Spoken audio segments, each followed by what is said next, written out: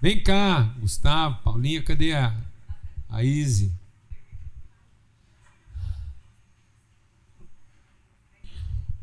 Só conferir aqui, porque pensa um cara ruim de nome aqui. É Izzy mesmo.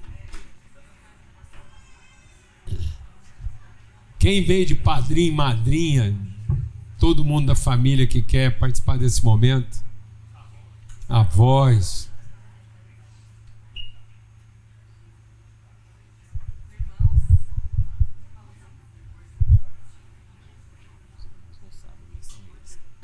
É mesmo? E aí, velho? Benção, né? Tem mais bom, né?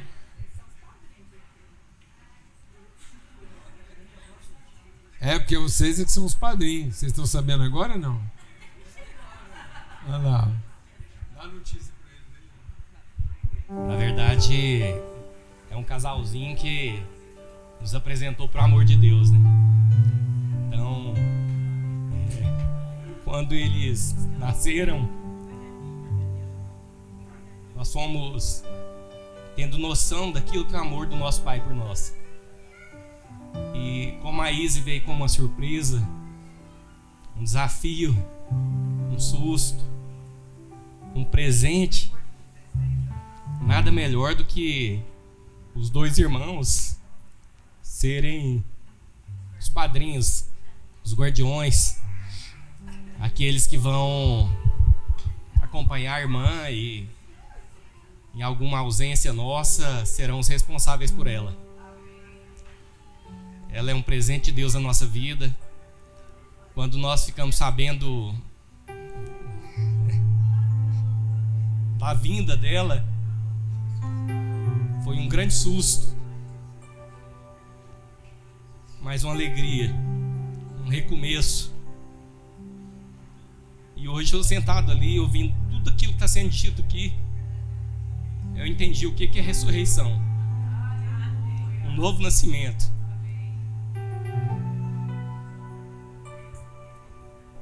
Quando ela abriu o olhinho, né, eu me senti renascendo novamente. Então, filho, você não foi um acidente. Você foi um grande presente. Alguns não sabem, mas eu tive um acidente há 2 anos e meio atrás e fiquei sem memória, não lembrava quase nada.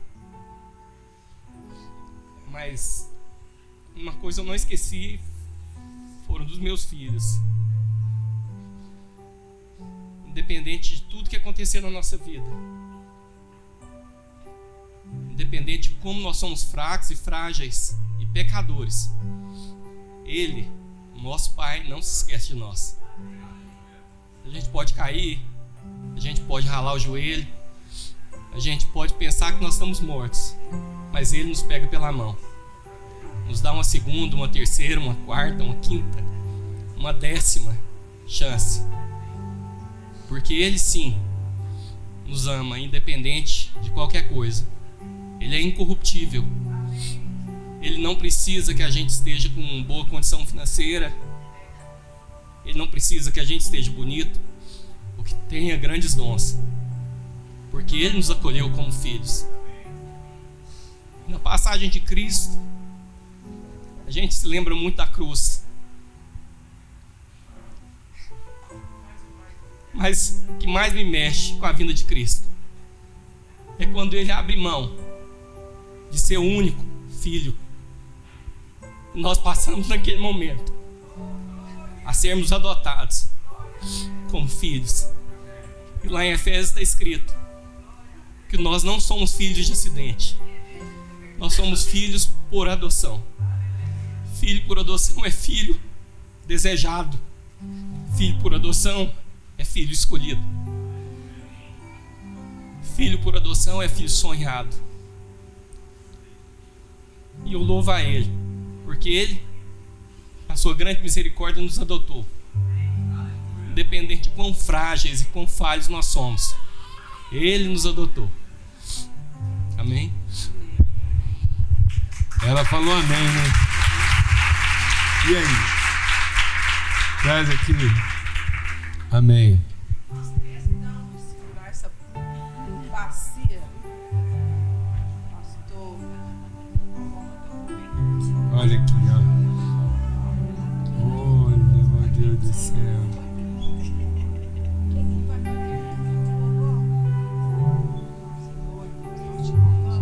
Izzy, nós te batizamos em nome do Pai, do Filho e do Espírito Santo de Deus. Seu nome, Izzy, é distância. É distância. Ela vai dilatar as medidas de todos vocês. Ela vai fazer com que cada um de vocês vá a lugares que vocês nunca imaginaram ir antes. Não há limite para as distâncias que Deus quer fazer essa família viver através dessa criança. Amém? Você não pode ser contida, Izzy. Você não pode ser impedida, porque Deus te deu a graça de alcançar distâncias ainda não alcançadas. No nome de Cristo Jesus, o Senhor. Amém. Graças a Deus. Bênção, Senhor. Valeu.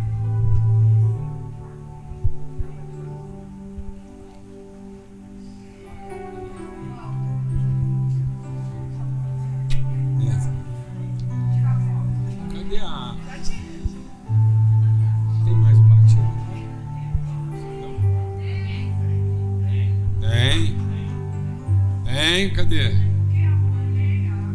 Ué.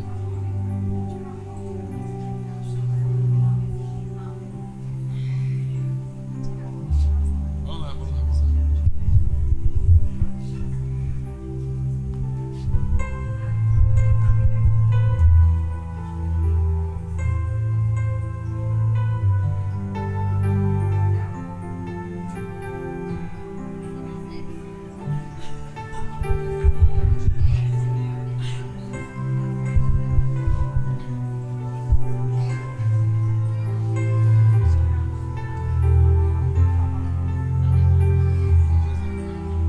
Pessoal, nós temos mais um batizado aqui de uma irmã nossa que estava no Rio Grande do Norte e assistia pela internet os nossos cultos aqui, como a Eider falou, e era ministrada pelo pastor Paulo Júnior, pela pastora Lana, e achou acolhimento lá no nosso grupo do Cartas Vivas de Amor.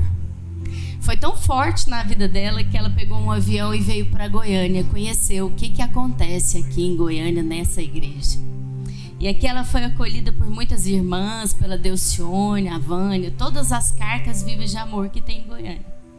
E hoje ela se decidiu pelo batismo também, aqui conosco, que nós queremos abençoar a Maíli, orar com ela e sermos testemunhas dessa decisão tão grande que ela está fazendo nessa manhã, amém? Então vamos batizar a Maíli. Fala aí, querida. Gente, tô me tremendo igual a Stephanie. Faz parte. Quando eu falei pra minha irmã, né, sobre esse batismo, e foi através dela que eu conheci o Paulo Júnior, porque ela assistiu um culto, foi só um culto que ela assistiu em Vinhedo, há muito tempo atrás. E ela falou assim, mas você é doida, que heresia. Eu fiz, mas minha irmã, é isso mesmo, tem que beirar a heresia. Se não beirar a heresia, a gente não está escutando a mesma pessoa. E eu tô aqui como representatividade para ela. E ela tá me assistindo, eu sei que ela é um pouco orgulhosa, mas eu sei que ela tá assistindo agora. E eu queria que ela soubesse que a sementinha que ela plantou tem gerado muitos frutos na nossa família. Amém. Nos meus sobrinhos, nos filhos dela, que eles possam ver essas mulheres de fé que ouvem a voz de Deus. E minha irmã, que seja também uma representatividade para que a gente não se preocupe com a carência dos outros. Amém. A gente não está aqui para suprir carência dos outros. Se você ouvir uma voz, essa voz você tem que seguir, até que essa voz seja uma palavra. Essa palavra, ela é tudo na sua vida. E foi por causa de uma palavra que eu ouvi que eu tô aqui. Uma única palavra, né? Eu orando com o Senhor no secreto em dezembro e eu vendo todo mundo fazendo listas, planilhas e tudo para o novo ano. E eu fiz assim, não quero não fazer essa lista não. Não quero fazer essa planilha. Não tô afim. Falei bem assim com o pai. E ele falou assim, pois deixa que o teu ano seja surpreendente. E aí eu me sentei, parei um pouquinho, até uma palavra que eu ouvi do Mateus num podcast, que ele disse assim, eu quero me sentar para ouvir. A minha oração, ela é para ouvir. E aí eu ouvi uma palavra de Deus, Deus falou assim, Goiânia. Gente, apenas. Aí pensa numa menina sonhadora. Eu olhei para a mala e eu fiz assim, eita, será que é amanhã? Passaram 6 meses, né? E aí eu entrei no Cartas Vivas, a gente começou a se reunir mais, a gente começou a ter mais comunhão com essas mulheres assim que são Cartas Vivas. E que eu tô aqui para testemunhar uma Carta Viva que tá lá no Rio Grande do Norte, sendo Carta Viva lá. Que isso aqui seja representatividade para minha mãe também, que muitas vezes orou por mim e não entendeu o que era conversão, que você entrega o seu filho para Deus, não para você. Amém. E muitas das vezes ela fala assim, você chegou essa hora em casa, é porque eu tinha mais alguém para ouvir. Umas 10, 12 horas fora de casa, às vezes assim, e tinha sempre alguém para conversar, para ouvir o que Deus tinha para dizer, e eu me sentava e eu sabia que estava um pouco tarde para voltar para casa, mas quando eu saí de um relacionamento longo e Deus me chamou para Ele, eu entendi aquela palavra que Paulo falou, né? Que a gente que é solteiro, a gente vive para Jesus. E eu quis encarnar aquela palavra. Então, aonde eu estava, eu sabia que eu estava sendo de Jesus.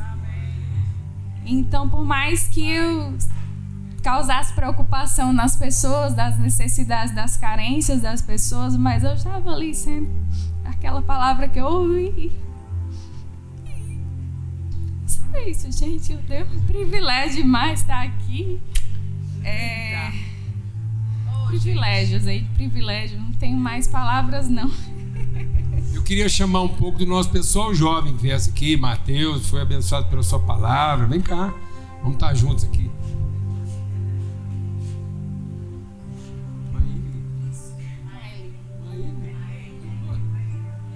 Achei que era isso. Muito bom. Segura aí, Mateus. Maíre, a gente vai testificar esse batismo na sua vida. E eu sempre peço de Deus a sensibilidade de um nome. E o nome que Deus coloca no meu coração a respeito assim da sua vida, e você guarda aí, se fizer sentido agora fez, senão quem sabe um dia faz. E o nome é tradução. A gente hoje está sofrendo muito com interpretações.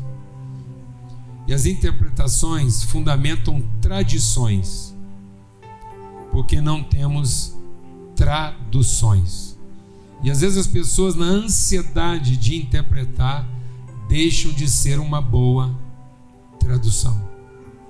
E Deus te levantou para traduzir de maneira simples, sem culpa, sem medo, sem ter que fazer sentido, sem controle, sem pudor.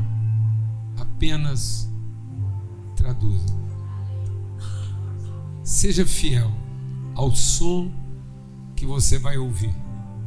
Não tem que fazer sentido para você, porque vai fazer sentido no coração de quem ouvir. Porque ele vai ouvir de forma traduzida na língua dele, que muitas vezes não vai ser nem a sua. Às vezes vai soar estranho, para aquilo que você gostaria de interpretar. Às vezes para você mesmo não vai ter interpretação, mas vai ser uma fiel tradução no coração do outro. Amém? Maíra, nós te batizamos em nome do Pai, do Filho e do Espírito Santo de Deus. O seu nome é tradução, é ensino, uma fiel tradutora daquilo que é o coração do Pai para todos os seus filhos, em nome de Cristo Jesus, o Senhor. Amém? Graças a Deus. De quebra, eu nem sei se é natural, se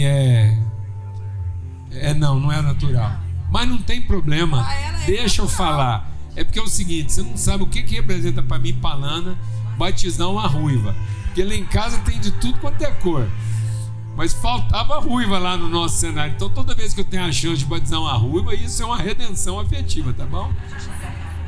Se isso serve de consolo, tem umas amigas que me viram morena e elas falam, essa cor não combina com você não, tira essa cor da sua cabeça, isso não combina não, sua cor é ruiva. Tá vendo? Valeu, é uma tradução. Já está sendo fiel à palavra aí. Amor, eu falei para Eider ali no cantinho que vai ser difícil de segurar hoje. É tribo, raça, povos e... graças a Deus. O sonho desse homem é que hoje a gente viva o que a palavra de Deus disse que é a verdade. Que nós somos um povo de expressões distintas, com culturas distintas, e nós precisamos desfrutar disso. Paulo Júnior sonha com essa igreja cultural há muitos anos, sem barreira, com liberdade no espírito. Queridos, eu entendo que Deus vai repartir conosco através do Paulo Júnior agora uma palavra que vai mexer muito com o nosso coração, nosso entendimento e a nossa alma. Forte o que ele compartilhou conosco. Mas eu sinto no meu coração, a gente está nesse movimento dessa palavra já tem uns 20 dias, que a gente compartilha com o outro, a gente ora, a gente acrescenta, recebe. Mas o que eu quero mesmo liberar no nosso coração hoje é aquela pergunta divina que o nosso Pai fez logo em seguida da nossa queda. Foi a partir dessa pergunta que ficou soando lá em casa, nas mesas, no banheiro, na estrada, e Deus foi trazendo. E eu acredito que o Paulo Júnior precisava escrever um livro sobre isso. Esse eu acho que você precisava, amor. Quem te fez saber que você está nu? A partir dessa dúvida lançada no nosso coração por Satanás, logo depois da queda, a nossa identidade é dúbia. Ora você pensa uma coisa, ora você acha outra, ora que você sente uma coisa, ora você sente outra. Mas eu quero te lembrar nessa manhã, como Ele tem me lembrado. Eu te abençoei e disse: sê fecunda, frutificai, enchei a terra, sujeitai. Irmãs, esse é o desejo do nosso Pai. Que a gente compreenda essa bênção e traduza na terra aquilo que Ele deseja. Amém? Eu quero orar nesse sentido, para que nessa manhã o Senhor sonde o seu coração. Mas eu quero orar com a Michelle cantando e você ouvindo. Eu queria te pedir para você fechar os seus olhos e faça essa oração cantada enquanto a gente for ministrado. Amém? Sonda-me, Senhor, e me conheces. Quebranta o meu coração, transforma-me conforme a tua palavra e enche-me até que em mim se ache só a ti. E então usa-me, Senhor, usa-me como um farol que brilha à noite, como ponte sobre as águas, como abrigo no deserto, como flecha que acerta o alvo. Eu quero ser usado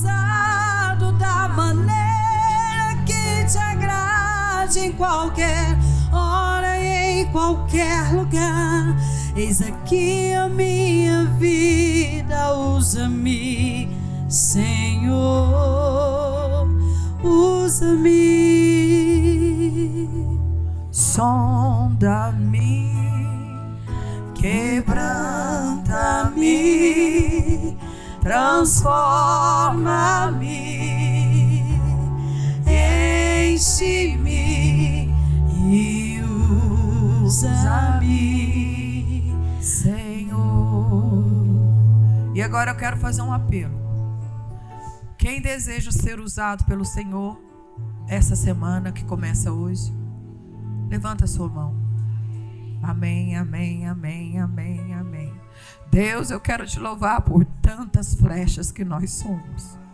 Senhor, nós temos desejado mudar a sorte dessa capital. Senhor, nós desejamos que Goiânia seja conhecido como a capital da família. Deus nos usa como flechas afiadas na tua mão, Senhor, para destronar a prostituição desse lugar, a corrupção desse lugar, a falta da paternidade nesse lugar, ó Pai. Usa, Senhor, em nome de Jesus, para louvor da tua glória. Amém. Amém. Nesse espírito de tudo que nós estamos vivendo aqui, que o Espírito Santo de Deus ilumine o nosso entendimento, para que a gente possa discernir onde foi que a nossa vida perdeu o sentido. Às vezes nós estamos achando que a nossa vida está desorganizada, e ela não está desorganizada. Você nunca vai ter um problema de organização. A vida vai ser um constante desafio de organização.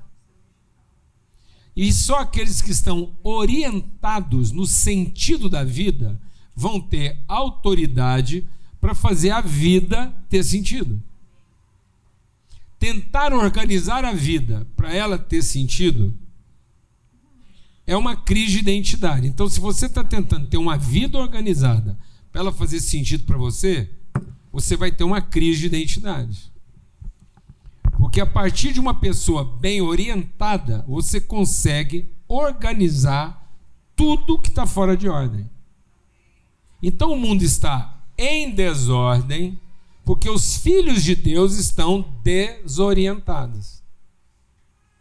E a desorientação foi quando a gente viu a vida pelo que nós temos para receber, e não pelo que nós temos para oferecer. Então Deus já nos abençoou antes de nos criar. Deus nos criou com o propósito da gente ser uma expressão intencional, inequívoca e irresistível da natureza dele. Então cada um de nós foi feito para ser filho de Deus. Por isso que Deus não está punindo ninguém pelo seu comportamento, mas as pessoas vão se punir a si próprias pela sua rebeldia, quando elas estão tentando dar à vida um sentido que ela não tem. Então, na verdade, você não está em crise com Deus, você não está em crise com a sua mulher, você não está em crise com o seu marido, você não está em crise com a sociedade, nem com a sua religião. A minha crise e a sua é uma crise com a gente mesmo. Porque eu posso ter problema com a minha esposa, eu posso ter problema com o marido, eu posso ter problema na sociedade, como Deus tem problema com a gente. Mas todo problema que Deus tem com a gente, ele não entra em quê? Em crise. Deus não fica em crise de ser pai cada vez que eu tenho crise de ser filho. Então tem hora que eu tenho crise de ser filho, e Deus fala, será que eu sou pai desse menino? Ele não me reconhece.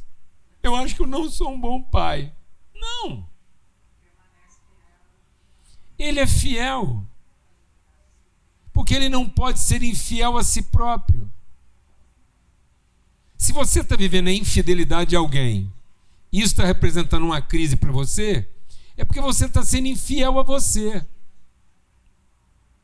Naquilo que você foi chamado para ser, como referência para o outro na infidelidade dele. Então agora são dois infelizes e infiéis. Por isso que um abismo vai atrair outro abismo. E aí toda vez que você está em crise com você, você potencializa a crise do outro, em vez de ser luz para a escuridão dele. Então você está querendo que o outro se resolva para você ser feliz, porque agora ele ficou bom? Então você é uma pessoa interesseira. Você é pior do que ele.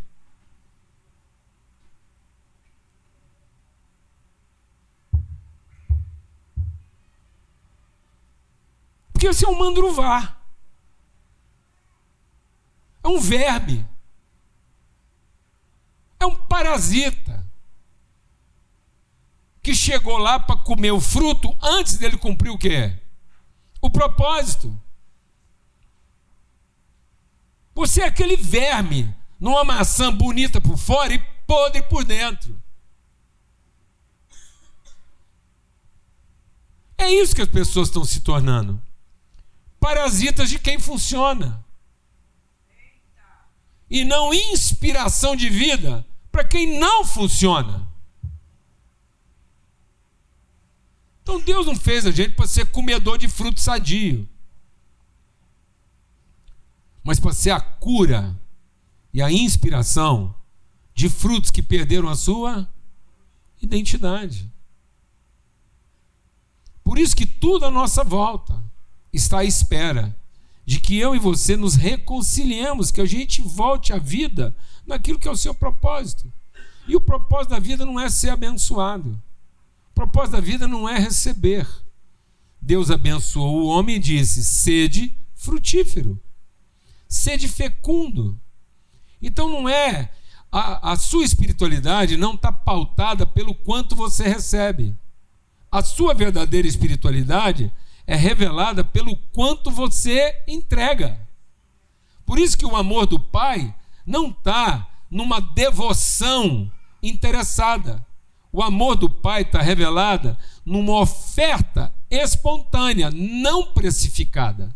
E toda vez que eu precifico a minha oferta, que eu precifico a minha felicidade, eu estou colocando nos outros o ônus da minha crise. Por isso a palavra de Deus diz: o que eu vou falar para vocês não é um elogio, está lá em 1 Coríntios 11, verso 17. Pois as reuniões de vocês estão fazendo mais mal do que bem. E quando ele está falando de reunião, ele não está falando só da reunião religiosa. Ele não está falando dessa reunião. Ele está falando de qualquer reunião. Um cafezinho, um casamento, uma sociedade. Monta uma sociedade e ela vai fazer mais mal do que bem. Monta uma parceria, monta um ministério, qualquer coisa, inventa uma coisa. Monta um casamento, reúne com a mulher, reúne com o homem. Faz uma sociedade. E isso pode fazer para você mais mal do que bem. E ele vai explicar por quê. Qualquer tipo de associação humana, do jeito em que as coisas estão fazendo mais mal do que bem. Por isso que não adianta terapia de casamento. Não adianta orientação sexual. Não adianta você virar um ninja na cama. Porque não foi na cama que o casamento se perdeu. Não adianta você contratar a maior consultoria para resolver a sua empresa. Porque não foi na administração que a humanidade se perdeu. Não foi na gestão da empresa. Não foi na gestão do casamento. Não foi o endereço errado. Vai morar no condomínio que você quiser. Arruma a melhor cidade do mundo, arruma dinheiro e compra uma casa. Faz a casa dos seus sonhos no melhor condomínio do planeta. Sabe onde é que Adão morava? Alguém aqui tem ideia onde é que o Adãozinho e a Evinha morava? Tem ideia não? Tá ruim para você? Tá ruim? Quer uma empresa? Quer ser o dono do maior plantel de gado puro do planeta? Quem que você acha que o Adão era? Quer ser o único empresário? Quer rodar macica, sua mulherzinha, sem saber que não tem nenhum traíra em cima dela para dar em cima a hora que você não está lá? Você quer ser o cara que nunca, nem sonhava que podia inventar um Viagra? Quer ser esse cara? Quer casar com a mulher shape? Desenhada por Deus, sem retoque. Quer ser o homem e a mulher sem umbigo? Eu tenho que insistir nisso. Toda hora eu tenho que falar. O que é um ser humano sem umbigo? O ser humano sem umbigo não dá para você arrumar sua raiva e falar assim: você é desse jeito, igualzinho seu pai. Não tem jeito. Ele não tem umbigo. Como é que vai culpar o pai dele? Eu sou um cara infeliz porque eu acabei casando com uma mulher igualzinho sua mãe. Você é desse tipinho. Lá na sua família, essas mulheres, tudo desse tipo. Não tem umbigo. Você vai falar o quê? Tem nem jeito de você desabafar a raiva. Tá vendo? O sonho de consumo deu ruim. Sabe onde deu ruim? No almoço. Quando um dos cônjuges resolveu primeiro tratar sua fome, depois sua relação.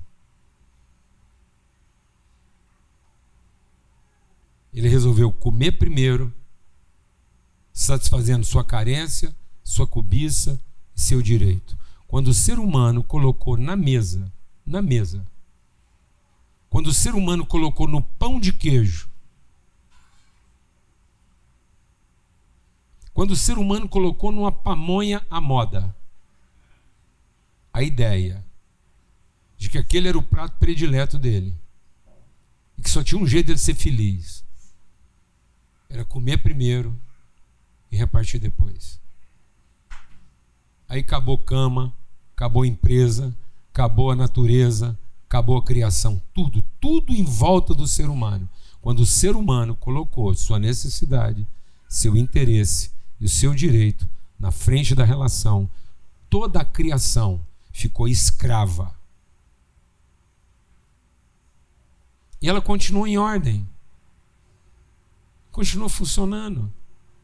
Está vendo como é que não é um problema de ordem? Os passarinhos continuaram cantando, os tomates continuaram brotando. Não bagunçou, não. Só que ficou escravo. Deixou de representar um propósito. Porque agora tomate virou para comer e ganhar dinheiro. Vaca passou para ser dar leite e garantir o futuro. Porco virou para comer bem e ter mais poder que os outros. Galinha, minhoca, mandruvá da seda, qualquer coisa na criação. Pega qualquer coisa na criação e virou um motivo para o ser humano ter poderes sobre o outro e colocar seu interesse antes da relação. Porque agora não é a mulher que eu posso abençoar. Agora é a mulher que eu tenho o direito de ter. Agora não é o homem que eu posso revelar Deus para ele. Agora é o homem que eu mereço, os filhos que eu mereço e que eu estou trabalhando tanto para ter. Não tem ninguém que vai dar conta de pagar essa conta. Seus filhos não vão pagar essa conta. Seu cachorro não vai pagar essa conta. O peixe do seu aquário não vai pagar essa conta.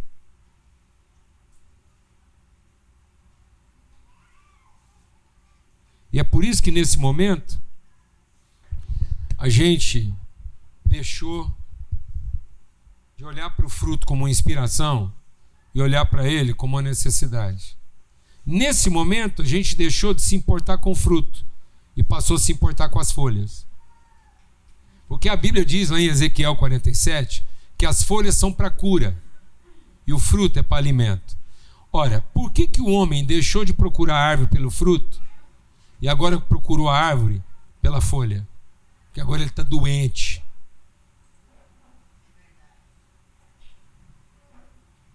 Agora ele está doente. E aí a figueira deixou de representar a oportunidade de ter alguma coisa para oferecer. Benzinho, eu vi esse figo, lembrei de você. Meu filho, eu fiz esse doce para falar o tanto que papai te ama. Essa viagem, meu filho, é para a gente estar junto, não é para ganhar dinheiro.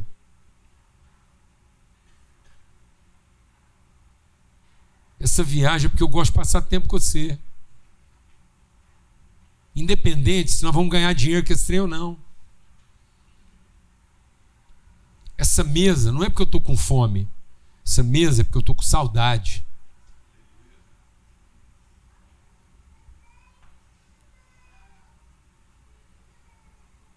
É só isso. É só isso. Você está entendendo, irmão? Porque se a gente não entender isso, nós vamos deixar de procurar o fruto. Para procurar o quê? A folha.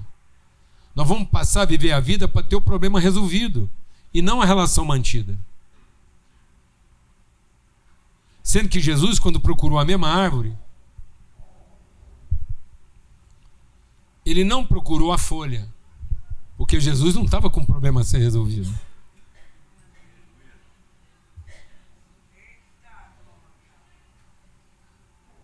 Amém, meu irmão? Nós não estamos com problema para ser resolvido. Nós estamos precisando reencontrar a direção da nossa vida. Você sabe por que os problemas estão ocupando a prioridade? Porque nós perdemos a direção. Recupera a direção da sua vida e você não vai precisar mais se preocupar com seus problemas. Porque eles serão só problemas e vão deixar de ser uma crise. Glória a Deus. Glória a Deus, irmão. Porque eu tenho certeza absoluta. Jesus estava com os discípulos, indo para o templo. Eu consigo ver Jesus, porque eu tenho essa memória. Eu tenho essa memória do meu pai, eu tenho essa memória do meu avô, eu tenho essa memória da família. Eu lembro da vergonha do meu pai. Eu lembro o apuro que meu pai passou. Mas era tudo menino, petitinho. E ele tinha um calhambeque Fordinho. Enfiava tudo aquilo, nós ia para o mato, ver rego d'água, comer pitanga, jatubá. Alguém aqui conhece jatubá, irmão? Quem conhece nunca esquece. Ninguém consegue explicar para que você gosta de um jatubá. Trem atrapalhado, gruda nos dentes, oi não arranca, trem ali, paçocado. Mas você quer continuar comendo aquela bagunça. Amém? Se eu fosse Deus, nunca teria criado, mas nunca teria criado, como é que chama aquela frutinha? Já nasceu velha? Hã? Genipapo. Genipapo é uma fruta que não teve infância. Aqui já nasceu velho. Eu falava com Deus, onde o senhor estava com a cabeça de fazer um trem que já nasceu estragado, até eu ver minha avó comer um genipapo.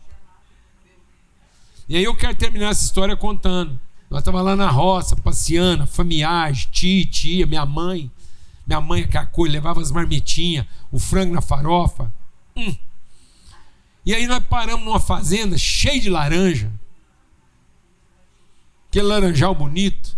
Meu pai dos mais sistemáticos, presbítero, presbiteriano, tradicional. Mas minha família, minha mãe, não respeitava nada não. Já descemos da caminhonetinha, vazamos tudo no laranjal. E nós estávamos lá lambuzando de laranja. Minha mãe lá, trenheira lá, com a festa. Pá! 2 tiros de cartucheira pra cima. Meu Deus do céu, tremeu o chão. Meu pai, pelo amor de Deus, o dono da fazenda chegou, deu 2 tiros de advertência. Quem tá aí, ladrão? Que a confusão, minha mãe passou mal, desmaiou. A hora que o fazendeiro viu que era família, ficou com vergonha, pediu desculpa. Quase que dá ruim. Só pra quê? Pra quê, irmão? Pra família. Chupar laranja. Você entendeu, meu irmão? Você entendeu para que Deus fez tudo? Ele não fez tudo para curar sua ansiedade. Ele fez tudo para você nem ser ansioso. Ele falou isso. Não andeis ansiosos, está tudo pronto. Apenas entenda e seja um bom gestor daquilo que eu já te dei. E usa isso para abençoar os outros e não para garantir seu futuro ou para apaziguar o medo que você tem de dar ruim. Porque ele está falando aqui. Sabe por quê que as reuniões estão fazendo mais mal do que bem? Porque toda vez que vocês se reúnem, vocês têm pressa em comer cada um o seu próprio pão e vocês não sabem mais esperar uns pelos outros. Depois, lá em 1 Coríntios 14, ele diz: portanto, quando o povo de Deus se reúne, um traz poema, outro traz salmo, outro traz cântico, outro traz caneta, outro traz abraço, outro traz desenho. Aí uma criança de 10 anos te abraça demoradamente e fala assim no seu ouvido: tá com saudade do senhor, vovô? Sua neta, doida para correr lá de Brasília para vir me dar um abraço. Faz a fila dos chatos, arruma 200 carentes para eu atender. Se você não tiver isso na sua vida, se a sua vida já não tem mais uma oferta espontânea, uma entrega, se você não consegue descobrir mais no seu coração o que você tem para oferecer, se tudo é o que está te faltando, sua carência, o que está ruim, o marido que não funciona, a mulher nervosa, o filho que deu atrapalhado, a empresa que não está dando certo, o reconhecimento que você não alcança, o dinheiro que você não ganha, a casa que você pode perder, a vida que pode te faltar. Deixa eu falar uma coisa, amado. O que adianta você viver mais 20 anos se você não consegue entregar tudo que você tem para entregar hoje? O que você quer ser? Mais 20 anos de 70%? É isso que você quer ser? Você quer chegar 100 anos de 40%? É isso que você quer ser? 40% que durou? Ou você quer ser 100% que foi entregue hoje? Caso contrário, você vai procurar a figueira para fazer roupa e não para procurar fruto. Eu quero terminar com essa figura, porque lembrando meu pai, eu tenho certeza que quando Jesus viu aquela figueira, ele pensou: vou enfiar a mão no meio daquelas folhas, porque Jesus não vai na figueira querendo um problema dele resolvido. Não saia de casa querendo o seu problema resolvido. Só saia de casa querendo as suas relações alimentadas. Senão você vai ficar um confeccionador de folhas, fazendo roupa para cobrir sua nudez, em vez de encontrar fruto para alimentar suas relações. Eu tenho certeza que Jesus enfiou a mão naquela figueira e falou: agora vou achar um figão aqui. Aquele figão, sabe, aquele que está até rachando por baixo. Você tá... Eu gosto de usar uma palavra que só lá no Rio Grande do Norte, porque lá tem. Quando a pessoa quer te explicar uma coisa que do tamanho dela não vai ficar do tamanho do seu, ela fala assim: pensa um figo bom, grande. Aí é o seu figo, não é o meu. Então agora, pensa um figão. É esse. Jesus queria enfiar a mão e pegar esse figão, puxar ele lá de dentro das folhas e fazer o quê? Partir com seus amigos antes de comer.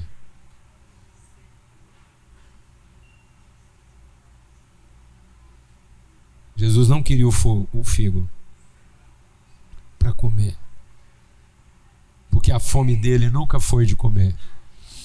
A fome dele sempre foi: gente, numa hora dessa, de tarde, nós indo pro templo, eu achar um figo para dar ao menos um pedacinho para cada amigo deles, para saber que é bom. Amigo, experimenta aqui o que é bom. Olha o que Deus fez para nós. É assim que você sai de casa. Você sai de casa carregando alguma coisa no bolso que você quer repartir, ou você sai de casa com bolsos vazios esperando encher? Eu vou te fazer uma pergunta honesta. Quando você vem para cá, todo domingo, você escolheu alguma coisa em casa para entregar para alguém? Então faça isso. Próximo encontro nosso, encontre alguma coisa. Amém? Encontre alguma coisa. Eu descobri uma coisa interessante aqui nessa congregação, que a gente tem muito artista. Por exemplo, sabe o que eu trago de casa para as crianças que estão aqui? Um papel em branco e uma caneta, para oferecer para eles o privilégio de fazer um desenho para a nossa relação. Faz isso. Faz isso. Carregue sempre com você alguma coisa que traduz o compromisso que você tem com a relação e não a expectativa que você tem de mais um problema resolvido. Para quando você encontrar alguém, você esteja empenhado em ser bênção na relação com essa pessoa e não na expectativa de que ela seja a solução do seu problema. Glória a Deus. Que o amor do Pai, a graça bendita do seu Filho Cristo Jesus e a comunhão do Espírito Santo, porque tudo que o Pai quer é que os irmãos estejam em comunhão, repartindo uns com os outros aquilo que Ele já de maneira tão dadivosa entregou para cada um de nós. Faça essa experiência. Você vai dizer: Deus, eu não quero mais sair de casa sem carregar alguma coisa que possa abençoar alguém. Eu quero que alguma coisa em mim traduza a alegria que eu tenho de encontrar com os amigos. Amém? Quero honrar a vida desse homem, que hoje muita gente elogiou assim a beca, o shape. E se tem um cara que não me gosta de ver me desarrumado, é o Thales. Aí eu já estava resolvido. Ele foi lá dentro, foi o Paulo Júnior. Tem um blazer aqui que é para você. É servir em amor, isso. Eu não estou vestido de uma grife. Eu saio de casa vestido de talhes, calçado de Júlio, marcando horas de Paulo. Você entendeu, meu irmão? Qual o nome da roupa que você usa? Do sapato que você calça? Da caneta que você escreve? Do relógio que marca as suas horas? Tem nome de gente? Tem nome de amizade? Eu amanheço todos os dias e piso descalço. Piso descalço. Meus netos brincam descalço num tapete chamado Cairo e Cris. A Lana saiu do hospital com um andador. Amém, Cris? Amém? Esse era o nome daquele andador. O nome de vocês. Nossa vida tem que ter nome de gente e não de produto. Tem que memória de relação. Glória a Deus. É assim, amados. É assim. Senão vai estar tudo organizado, mas não vai fazer sentido. Vamos em paz? Bom dia, pode falar, mãe. Eu sei que o horário está avançado, mas eu quero dar um testemunho em breve. Essa semana nós tivemos uma formatura do Mulher Única Online e foi a primeira formatura online híbrida, porque tinha presencial e tinha online. E eu tenho muita dificuldade com online, porque quem me conhece sabe que eu gosto de gente, mas eu gosto aqui mesmo. Eu sou boa de conversa, mas eu sou ruim de telefone. Mas essa semana o Senhor ministrou algo profundo ao meu coração. Quando a gente estava ouvindo aqueles testemunhos, a grande maioria daquelas mulheres segue o Paulo Júnior há muito tempo. Começaram a participar do Cartas Vivas também, tudo online. E começaram o curso de Mulher Única online. E a maioria estava sem congregar em nenhum lugar. E naquele dia ali, na quinta-feira, lá na casa da Adel, nós ouvimos os testemunhos que aquelas mulheres, depois do grupo, foram procurar uma comunidade de fé, porque elas viram a importância de também estar presente. Mas se não fosse a disponibilidade do online, nós não estaríamos ali ouvindo aquele testemunho. Então a comunhão começou no espiritual, manifesta ali naquelas câmeras de vídeo online, e se concretizou na comunhão. Então o que a gente fala aqui de gente, de comunhão, esse empenho do culto online, não é em vão. Essa semana nós testemunhamos da graça mesmo, materializada através de disponibilidade de mulheres, de homens que se disponibilizam e inspiram a falar de comunhão. Então é esse testemunho nosso, viu? Amém. Ó, lá fora tem um livro da Eider. Você pode saber também como pode adquirir o livro de Gesiel. Aqui vai aparecer aqui daqui a pouquinho, né? Homem ao Máximo, ainda temos 6 vagas presenciais e 3 vagas online. Faça sua inscrição essa semana. Começa na semana que vem, na segunda-feira, tá bom? E uma boa semana para todos. Há perdão na casa. Quando estamos juntos, nosso encontro é casa de Deus Pai, a esperança na casa, recomeço na casa, reunidos nele. Oi, Nicole.